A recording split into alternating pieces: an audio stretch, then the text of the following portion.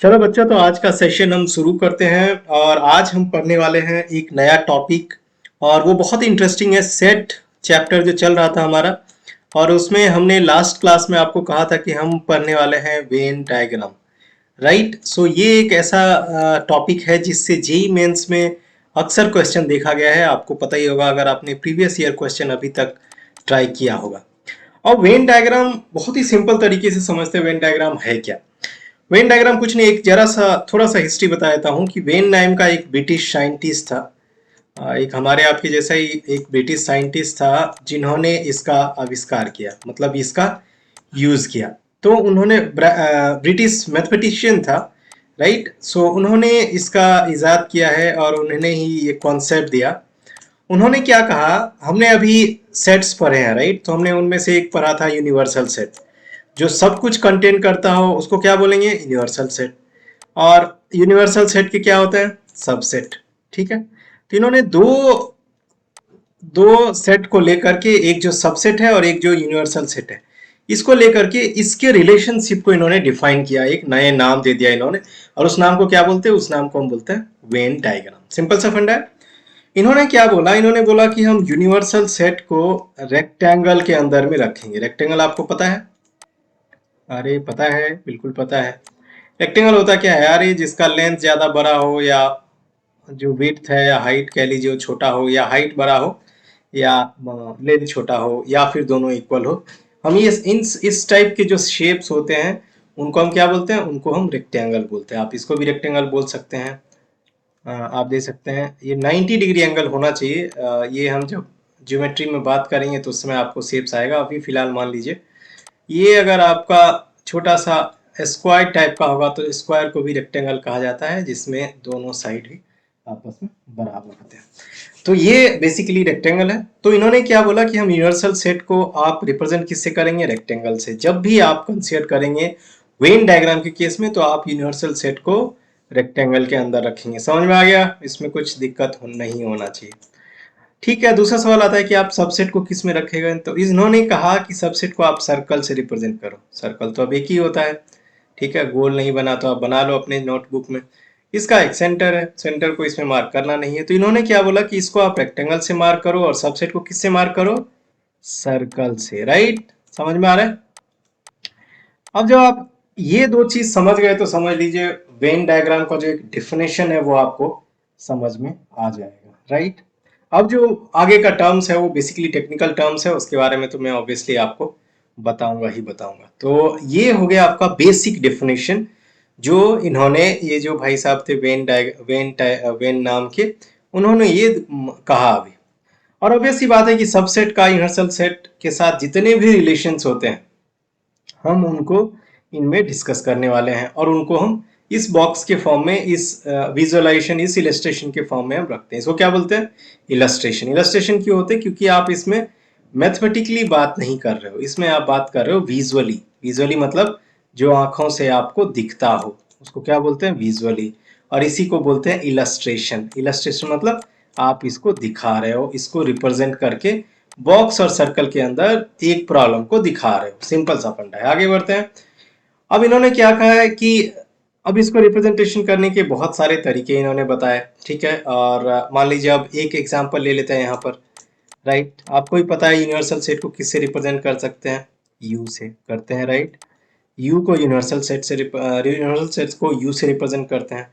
इसके बाद कोई भी इसका एक सबसेट ले लो। सबसे सिंपल सबसेट क्या है, ए ले लिया आपने।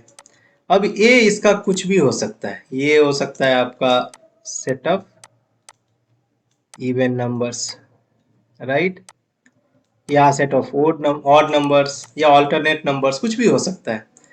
ठीक है, ये सेट हो गया। तो अगर आप इसको रिप्रेजेंट करने के लिए बोलेगा कि रिप्रेजेंट किस में करना है, वेन डायग्राम की फॉर्म में, तो आप कैसे करोगे?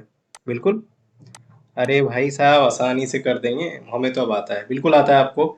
आप सबसे पहले यूनिवर्सल सेट बनाएंगे। ये बेसिक रूल है। यूनिवर्सल सेट को किस में बनाएंगे, रेक्टेंगल में। रेक्टेंगल में यहाँ पर बना दिया। मेरा ड्राइंग थोड़ा सा टेढ़ा मेढ़ा है, बट आप माइंड मत करना, आप अपने नोटबुक में अच्छा ड्राइंग बना सकते हो।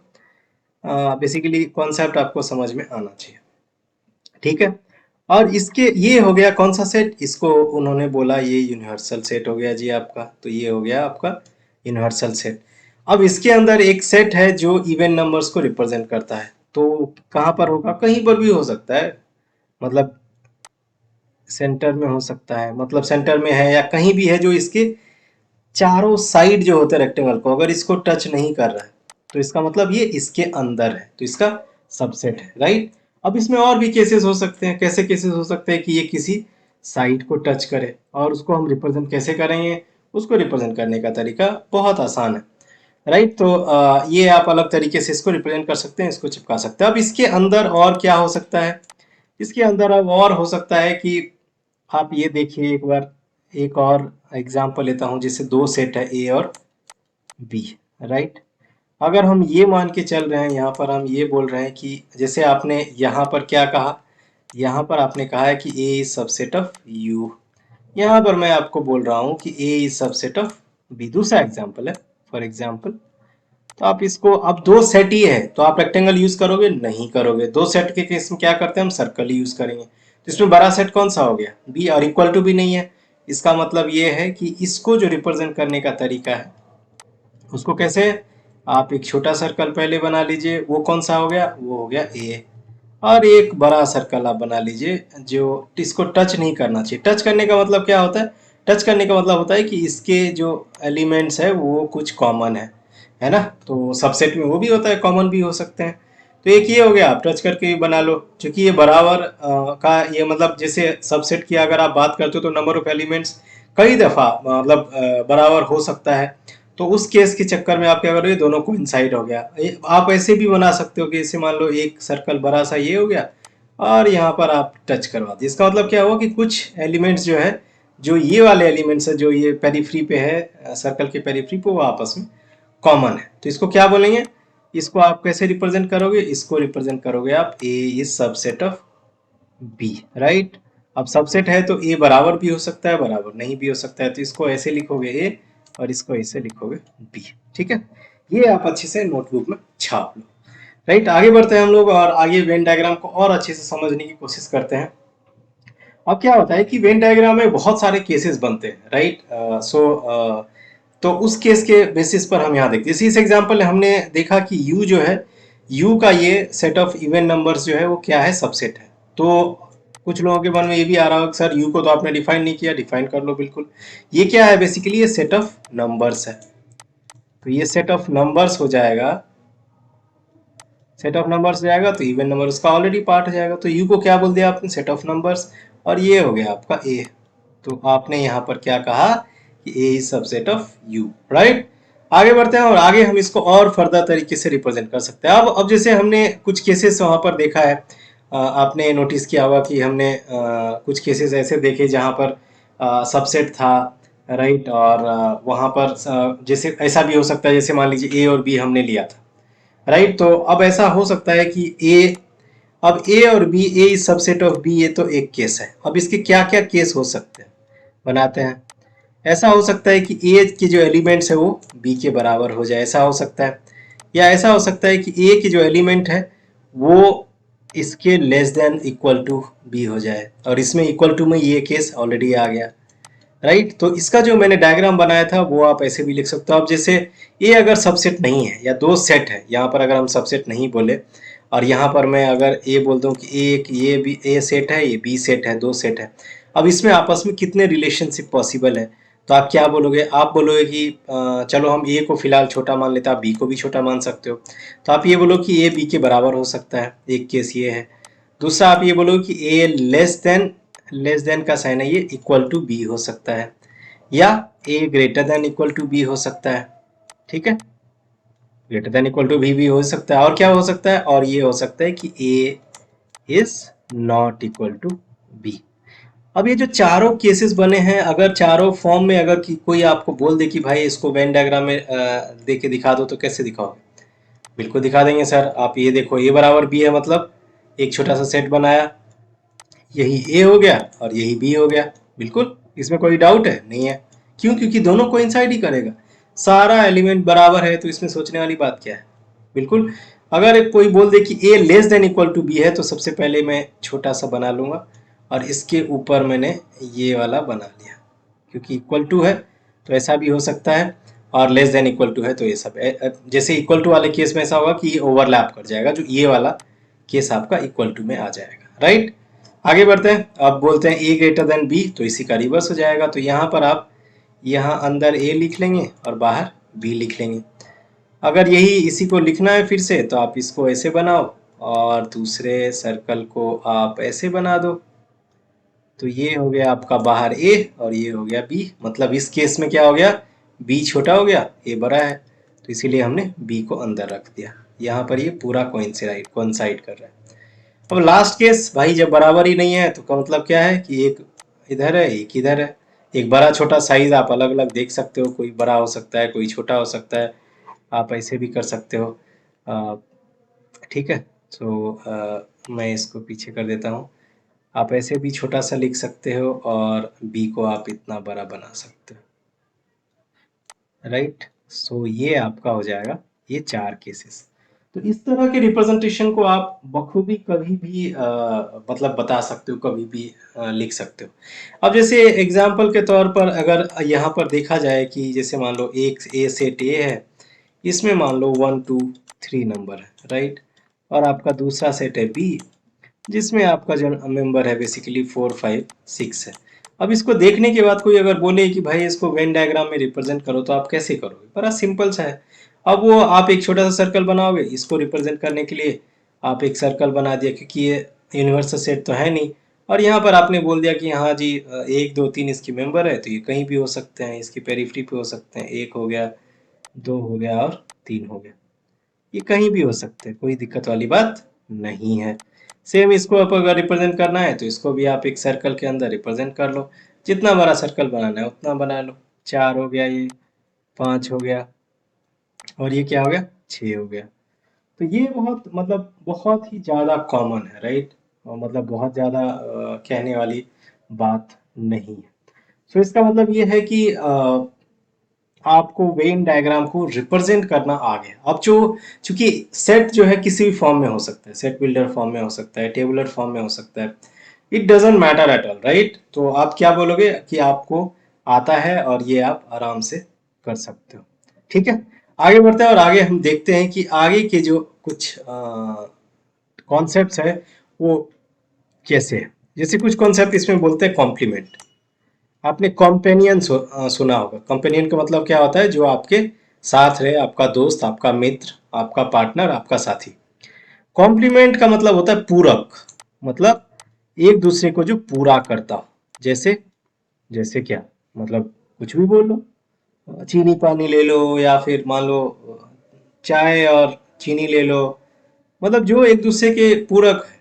जैसे मान लो आप खाने में नमक नहीं, तो आप बोल सकते हो कि नमक जो है खाने के लिए पूरक है, तो एक दूसरे को क्या करता है, फुलफिल करता है। तो इसको बोलेंगे कॉम्प्लीमेंट। अब कॉम्प्लीमेंट का ही कॉन्सेप्ट यहाँ पर आया है, कॉम्प्लीमेंट ऑफ अ सेट। अगर कोई एक सेट है तो उसका अगर कॉम्प्लीमेंट अगर निकालना हो, जैसे इसको थोड़ा एग्जाम्पल के थ्रू समझने की कोशिश करते हैं।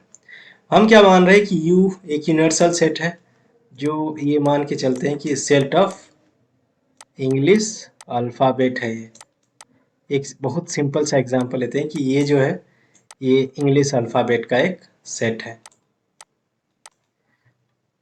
अब जब ये एक इंग्लिश अल्फ़ाबेट का एक सेट है, तो अब उसमें से ए को हम डिफाइन करते हैं, ताकि ए उस तरह से हो ताकि ये जो है उसका सबसेट बन जाए, ठीक है।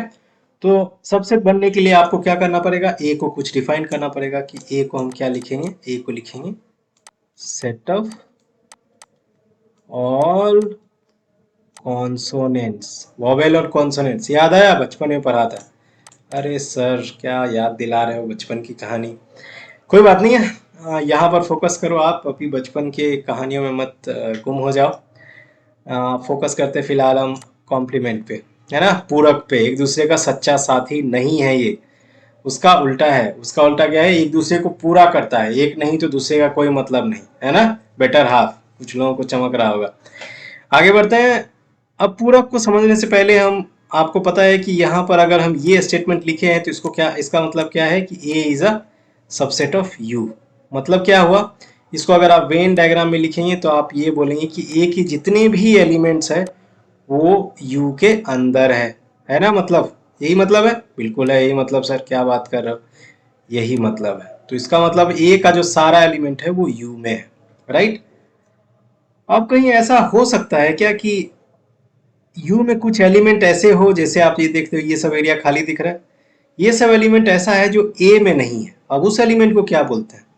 इसके अंदर जो है वो तो समझ में आता है, जैसे इसके अंदर जो भी एलिमेंट है ए के अंदर, ए सेट के अंदर, तो उसका तो समझ में आता है वो यू का पार्ट है। व्हाट अबाउट दीज एलिमेंट्स, जो यहाँ पर जो एलिमेंट है इसके बारे में क्या? वो ए का तो पार्ट है नहीं, उसको क्या बोलते हैं?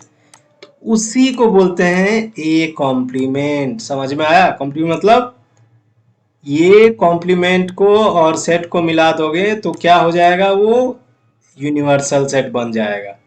मतलब ये है कि अगर कॉम्प्लीमेंट को यहाँ से रिप्रेजेंट किया जाए तो कुछ लोग बिल्कुल बना लिया होगा डायग्राम, आप ऐसे रेक्टेंगल बनाएंगे, रेक्टेंगल, पूरा रेक्टेंगल बना लो यार।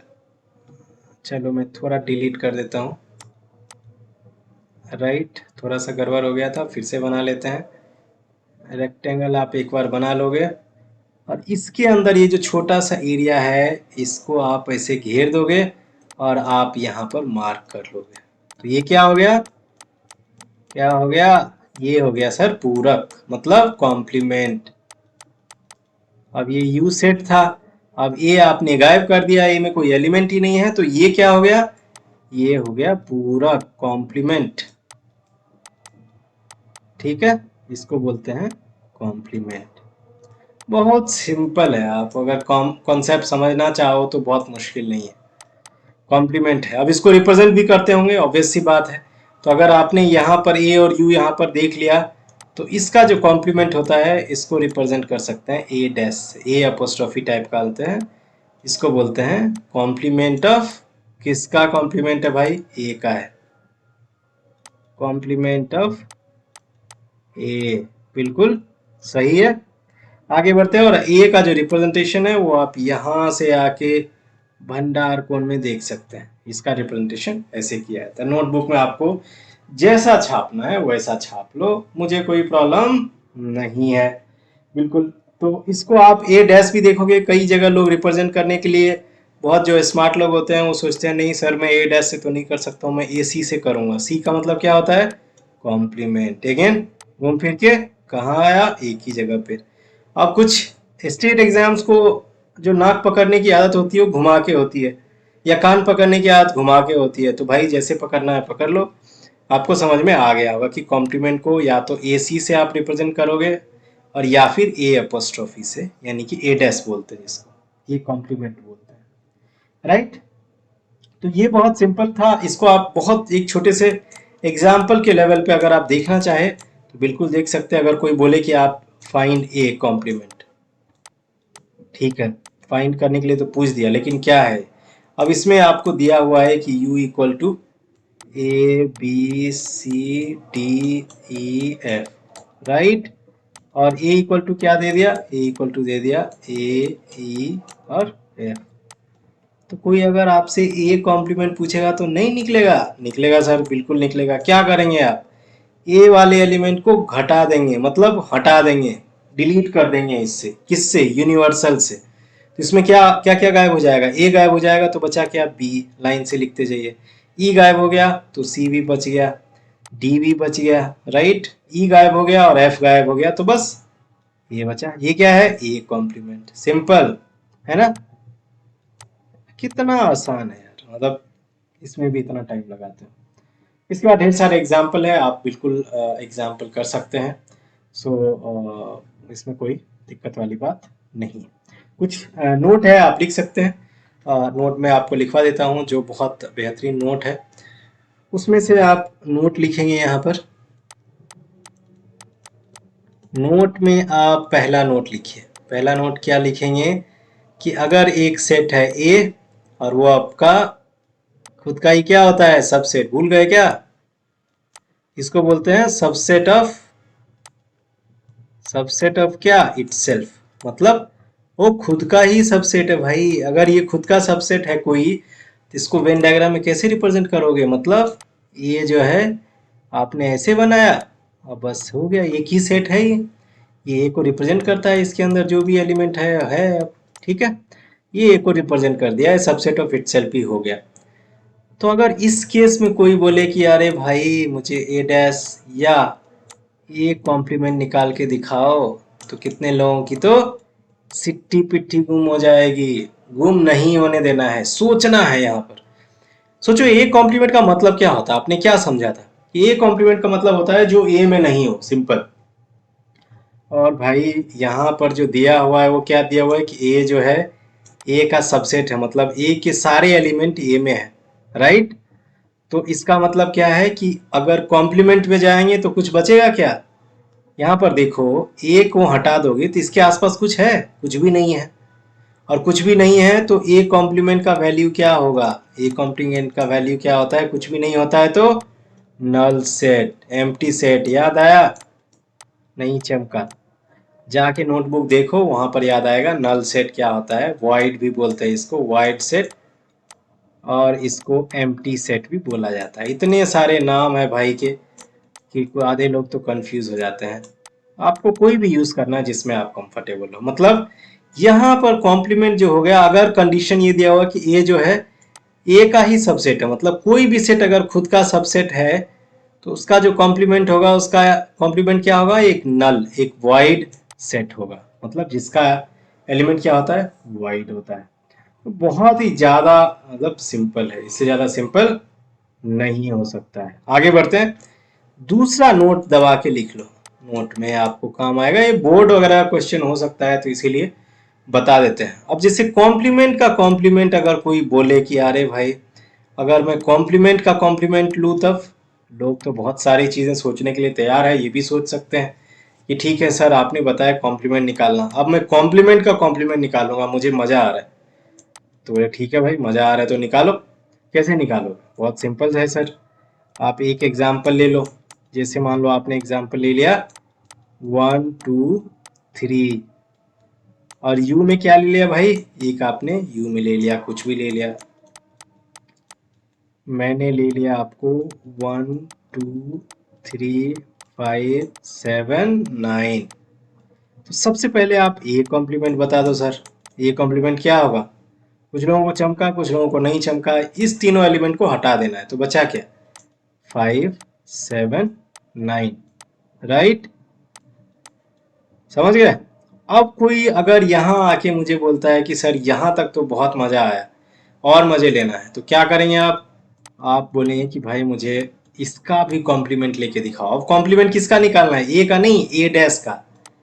और ए डैश का किसके कॉन्टेक्स्ट में निकालना है, ए यूनिवर्सल सेट के कॉन्टेक्स्ट में। हमेशा याद रखिए कि जो भी रिलेशन आपको दिया हुआ रहेगा आप उसको कंसीडर करेंगे कॉम्प्लीमेंट निकालने के लिए। तो अब क्या करेंगे, कॉम्प्लीमेंट निकालते हो तो क्या करते हैं, इसका जो एलिमेंट होता है उसको यूनिवर्सल सेट से गायब कर देते हैं। गायब कर दिया, ये वाले जो एलिमेंट है इसको गायब कर दिया, तो बचा क्या, यही वाला बचा। क्या भाई बोल लो जोर से। हाँ सर, 1 बचा, 2 बचा और 3 बचा। कुछ चमका, ये क्या है, अरे भाई यही तो ये है, यही तो है सेट, यही तो ये है। क्या है, तो इसका मतलब क्या हो गया कि ए कॉम्प्लीमेंट और उसका अगर कॉम्प्लीमेंट लेते हैं, अगर 2 बार कॉम्प्लीमेंट लेते हैं तो उसका मतलब क्या होता है, वही सेट हो जाता है। ये नोट लिख लो, if 2 times complement of a set is taken, then that value is equal to the same set, right? So ये बहुत सिंपल सी चीज है। अब इसके ऊपर क्या होता है, बहुत सारे ऑपरेशन किए जाते हैं। बहुत सारे ऑपरेशन का मतलब क्या होता है भाई, ऑपरेशन का मतलब ये होता है कि आपने यूनियन सुना होगा, आपने इंटरसेक्शन सुना होगा, नहीं सुना होगा तो अभी सुनेंगे आप, राइट। इंटरसेक्शन, यूनियन, ये सारी चीजें होती है जो आपको काम आएगा। सबसे पहले मैं बता देता हूँ यूनियन का मतलब। यूनियन मतलब इकट्ठा होना, मतलब एकत्रित होना। यूनियन मतलब होता है एकता। यहाँ पर यूनियन का मतलब अलग है, बिल्कुल मैथमेटिक्स टर्म्स में हम बात करेंगे। अब इसको एग्जाम्पल के थ्रू समझते हैं, बहुत सिंपल तरीके से समझते हैं यूनियन का मतलब क्या होता है। एक दो सेट है आपके पास, 1 2 3। दूसरा सेट है बी। भाई सबसे आसान सेट तो यही है, 4, 5 और 6। अब अगर ये दो सेट है और कोई आए और बोले कि भाई साहब हमें इसका यूनियन दिखाओ, ये यूनियन को हम रिप्रेजेंट किससे करते हैं, ये वाला साइन से, यू ही है, तो आपको इस तरह से, बट ये पूरा यू नहीं होता है, आधा यू बोलते हैं इसको, इस तरह से रिप्रेजेंट करते हैं इसको। तो अगर कोई आके पूछे कि भाई साहब आप मुझे यू निकाल के बताइए, ये होता है, तो आप क्या बताएंगे? आप आधे घंटे सोचेंगे और सोचते सोचते फिर सो जाएंगे। ऐसा नहीं करना है। आप बताएंगे ठीक है सर, यूनियन का मतलब होता है जोड़ना, तो हम क्या करेंगे, ए और बी को जोड़ देंगे, मतलब ए और बी में जो भी एलिमेंट है वो सारे हम लिख देंगे, तो क्या हो जाएगा वो यूनियन। 1 2 3 4 5 6। सिंपल है, बहुत सिंपल है, मतलब ए के सारे एलिमेंट्स लिखने हैं, बी के सारे एलिमेंट्स लिखने हैं। अब कोई 30 मार खान आया और बोलता है सर ये तो बहुत आसान था, ये तो आपने यूनियन निकाल दिया, अब मैं इसको निकाल के दिखाइए। 2 3 5, और मैंने बोला कि बी में मैंने कुछ कॉमन एलिमेंट दे दिया है आपको, बताइए अब क्या होगा यूनियन। अब आधे लोगों की तो फिर से सिट्टी पिट्टी गायब हो गई होगी, तो क्या करेंगे, आधे घंटे सोचेंगे और फिर सो जाएंगे। सोना नहीं है, अभी आपको क्या करना है, इसका यूनियन निकालना है। तो यूनियन में मैंने क्या बताया, जोड़ना है। जोड़ना है मतलब दो बार किसी एलिमेंट को सेट के अंदर नहीं लिखा जाता है, फंडामेंटल प्रिंसिपल बताया था, याद है किसी को? याद नहीं है तो याद करो। तो आप क्या करोगे, जो चीजें कॉमन है वो कॉमन है, जो चीजें नहीं है कॉमन उसको लिखना है। तो 2 3 5 आपने देखा सेट ए में है, 3 5 आपका यहाँ ओवरलैप कर रहा था, तो 3 5 को आपने रहने दिया, फिर इससे 6 ले लिया। बोला अच्छा सर ये तो बहुत मजा आ गया, ये तो बहुत आसानी से हम कर सकते हो। तो बिल्कुल कर सकते हो आप, इसमें कोई बहुत ज्यादा 30 मार खान और बहुत बड़ी चीज नहीं है। अगर इसी को मैं बोलूं, इसी एग्जाम्पल में मैं आपको एक एडिशनल इंफॉर्मेशन और दे दूं कि मान लो ये u है और इसमें जो है आपका जो नंबर है वो 1 2 3 4 5 6 7 8 9। चूंकि यूनिवर्सल सेट का कॉन्सेप्ट ही होता है उसमें सारी चीजें हों जो उसके कॉरेस्पॉन्डिंग सेट्स में है, तो इसीलिए हम यूनियन जो यूनिवर्सल सेट होता है उसको ऐसे लिखते हैं। सबसे पहले आप इसको वेन डायग्राम में रिप्रेजेंट करने के लिए कोशिश करते हैं, इसको कैसे, ए यूनियन बी को कैसे रिप्रेजेंट करोगे। तो इसको रिप्रेजेंट करने का तरीका क्या होता है कि आप सबसे पहले एक ए बनाओगे। अब क्या है, ए और बी आपस में देख सकते हैं, इसके कुछ कुछ कुछ केसेस है, यहाँ पर कुछ एलिमेंट कॉमन थे, यहाँ पर कॉमन नहीं थे, तो अब एक ऐसा हो सकता है कि ये ए और बी ऐसे भी हो सकता है, राइट? हो सकता है, बिल्कुल हो सकता है। एक केस ऐसा हो सकता है, और ये जो बड़ा सा डब्बा है ये क्या है, यूनिवर्सल सेट है। या कोई आके बोले कि भाई साहब मैं ऐसा बनाना चाहता हूँ कि ए और बी में कुछ एलिमेंट्स क्या है, कॉमन है, राइट? तो आप ऐसे कर लो। तो ये हो गया आपका ए, ये हो गया बी, और इसको डाल दो आप बॉक्स के अंदर। बॉक्स क्या है भाई साहब, यूनिवर्सल सेट। तो आपको आपने इसको बॉक्स के अंदर डाल दिया। तो ये जो आपको डबल्स है, ये जो पूरा का पूरा ये जो एरिया दिख रहा है आपको, ये इस एरिया को क्या बोलते हैं, ये जो पूरा का पूरा एरिया है जो शेडेड है दोनों साइड से, इसको हम बोलते हैं ए यूनियन बी। क्यों? क्योंकि इसमें ए और बी के दोनों एलिमेंट शामिल है, मतलब ए के सारे एलिमेंट्स है और बी के भी सारे एलिमेंट्स है। तो ये जो बीच में कुछ कॉमन पार्ट रह जाता है, इसको हम थोड़ी देर में पढ़ेंगे कि इसको क्या बोलते हैं। अब जो कॉमन पार्ट है आपको पता है, कॉमन को हम एक ही बार लिखते हैं यूनियन में, और आपने कॉमन को एक ही बार यहाँ पर लिखा भी है। तो ये बहुत जरूरी है और इसको आपको समझना बहुत जरूरी है। अब इसी में मैं जो बात कर रहा था, ये कॉमन पार्ट का, इसकी हम बात कर लेते हैं, राइट? तो थोड़ा सा आप इस पे ध्यान दीजिए। जो दूसरा टर्मिनोलॉजी है वो आता है इंटरसेक्शन।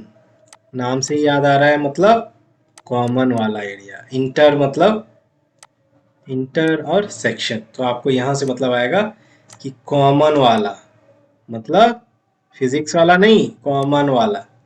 जो कॉमन वाला एलिमेंट्स होगा उसके सेट को हम इंटरसेक्शन से रिप्रेजेंट करेंगे। सेम आप u और a और जो b है, ये आप प्रीवियस एग्जांपल का कंसेप्ट कर लो। इसको अगर आप रिप्रेजेंट करोगे तो आपने एक सर्कल यहाँ बनाया, एक सर्कल यहाँ बनाया, और इसको इस तरह से लिख दिया, और आपने इसमें मार्क भी कर दिया। तो अभी हम फिलहाल इसमें मार्क नहीं करेंगे, हमें इसकी ज़रूरत पड़ेगी और यहाँ पर आपने यूनिवर्सल सेट बना दिया। ये हो गया आपका प्रीवियस एग्जाम्पल। तो यहाँ से आपने ये कर दिया और आप यहाँ पर इंटरेस्टेड हैं ये कॉमन एरिया, मतलब ए और बी में कॉमन क्या है। जो ए और बी में कॉमन है उसी को इन्होंने नया नाम दे दिया, और इसीलिए मैंने बोला था कि आपको पहचानना कैसे है। जो दोनों में कॉमन हो, जो दोनों में कॉमन हो उसको क्या बोल सकते हैं, उसको बोलते हैं ए इंटरसेक्शन बी। इसको ये भाई साहब उल्टा यू से, उल्टा आधा यू से रिप्रेजेंट करते हैं। आप इसको क्या लिखोगे, इसको लिखोगे उल्टा आधा यू। अरे भाई साहब हिंदी नहीं आती है, नहीं आती है तो ट्रांसलेट करके लिख लो। It's opposite, opposite of union. ठीक है, इसको आप इस तरह से लिख सकते हैं। तो अब अगर प्रीवियस एग्जांपल अगर आप कंसीडर करेंगे तो उसमें ए इंटरसेक्शन बी का वैल्यू क्या आएगा, क्या आएगा भाई साहब, कौन सा, दूसरा वाला केस। तो इसका वैल्यू जो आएगा वो आएगा 3 और 5। क्यों, क्योंकि ए के अंदर जो एलिमेंट था वो था 1 3 5 ऐसा ही था, और बी के एलिमेंट जो थे वो थे 1 3 5 6 ऐसा ही था। मतलब मान लो इस एग्जांपल को, तो यहाँ 3 5 3 5 दोनों में कॉमन है, तो इसका इंटरसेक्शन क्या हो गया, दोनों का कॉमन वाला एरिया। यही बड़ा बड़ा सा टर्मिनोलॉजी लोग यूज करके कंफ्यूज करते हैं, पर देखो कितना सिंपल है ये लिखना, और इसके बेसिस पे आपको ढेर सारे एग्जाम्पल मिल जाएंगे, तो आप इसको आराम से सीख सकते हैं, कोई बहुत बड़ी बात नहीं है। अब हम आगे जब हम बात करेंगे इसके अलग अलग सेट पे, तो हम उस पर और भी चीज़ें जानने की कोशिश करेंगे कि वेन डायग्राम जो होता है वो इसकी प्रॉपर्टीज़ क्या होती है ना, और वो कैसे कैसे कौन कौन से सेट पे ऑपरेटेड होते हैं, ये सारी बातें हम करेंगे डिटेल में नेक्स्ट क्लास में। तब तक आप मेरे चैनल पे इसके प्रीवियस 2 वीडियो देख लीजिए अगर आपने नहीं देखा है तो, ठीक है, क्योंकि ये बहुत ज़रूरी है, आप प्रीवियस वाला भी मिस नहीं कर सकते हैं, तो आप वो वाला जाके ज़रूर देखें। मिलते हैं अगले क्लास में। आप सभी को thank you so much time देने के लिए, और हम मिलते हैं अगले वीडियो के अंदर। उसके पहले अगर आप मेरे चैनल पे अभी पहली बार आ रहे हैं और ये वीडियो देख रहे हैं, तो आप ज़रूर मेरे चैनल को सब्सक्राइब कर लीजिए, क्योंकि आपको फ़ायदा डेफिनेटली होने वाला है। क्योंकि मैं कोशिश करूँगा इस साल का जो आपका जेई 2023 है, राइट, और 2024 है, दोनों के लिए जो बच्चे बैठ रहे हैं उनको आपको अच्छे से सिलेबस कवर हो जाए।